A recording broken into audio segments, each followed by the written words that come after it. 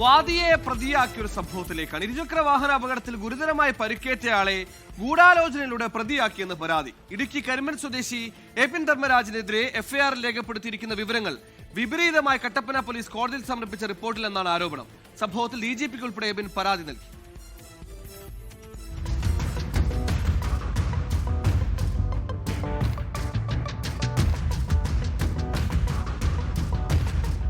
കരിമ്പൻ സ്വദേശി എബിനും സുഹൃത്ത് നവീനും സഞ്ചരിച്ചിരുന്ന ഇരുചക്ര വാഹനം അപകടത്തിൽപ്പെട്ടത് 2022 നവംബർ 12-ന്.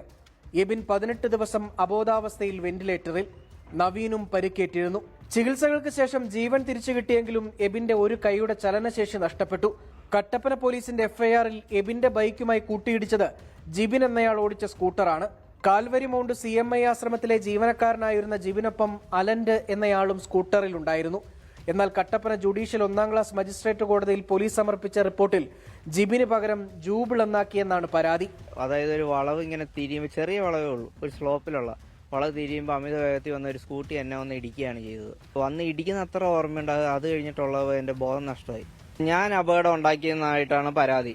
അതായത് ഞാൻ അമിത വേഗത്തിൽ പോയി അവരെ മനഃപൂർവ്വം കൊല്ലാൻ ശ്രമിക്കുന്നതായിട്ടുള്ള രീതിയിൽ പോയി. അവിടെ 3 വർഷമായിട്ട് പ്രവർത്തിച്ചുകൊണ്ടിരിക്കുന്ന അച്ഛന് കൂടെയുള്ളവരുടെ പേര് ഏതായാലും മാറിപ്പോകത്തില്ലോ. എന്നിട്ട് അച്ഛൻ വന്ന് കോടതി മൊഴി മാറ്റി പറഞ്ഞേക്കുക.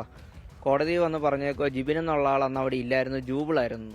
ഏതായാലും കൂടെയുള്ള വാർഡന്റെ പേര് ഏതായാലും മാറുകയല്ല. പിന്നെ അവരെന്തിനങ്ങനെ മാറ്റി എന്നുള്ളത് അറിയില്ല. ഇത്ര നാൾ കേസ് 3 വർഷമായി ഇപ്പോൾ കേസ് നടക്കുന്നു. ഞാൻ കോടതി പോകുന്നു, വെറുതെ തിരിച്ചു വരുന്നു. എനിക്കെതിരെ 4 സാക്ഷികളുണ്ടെന്ന് പറയുന്നു. ആക്സിഡന്റ് ഉണ്ടാക്കിയവർ വരുന്നില്ല, കേസ് കൊടുത്തേക്കുന്ന അച്ഛൻ വരുന്നില്ല. കാൽവരി മൗണ്ട് CMI ആശ്രമത്തിലെ ഫാദർ ബിനോയിയുടെ പരാതിയിലാണ് കട്ടപ്പന പോലീസ് കേസെടുത്തത്. ജൂബിൾ എന്നത് ജിബിൻ എന്ന് തെറ്റായി പോലീസ് രേഖപ്പെടുത്തിയെന്ന് ഫാദർ ബിനോയ്. അപകടത്തിൽപ്പെട്ട സ്കൂട്ടർ ഓടിച്ചത് താനാണെന്നും ചികിത്സാ രേഖകൾ കൈവശമുണ്ടെന്നും ജൂബിളും വിശദീകരിച്ചു. ജിബിൻ എന്നയാൾക്കെതിരെ കേസെടുക്കണമെന്നാവശ്യപ്പെട്ട് എബിന്റെ പിതാവ് ധർമ്മരാജൻ കോടതിയെ സമീപിച്ചിരുന്നു. എന്നാൽ അത് കള്ളക്കേസാണെന്ന് പോലീസ് കോടതിയെ അറിയിച്ചു.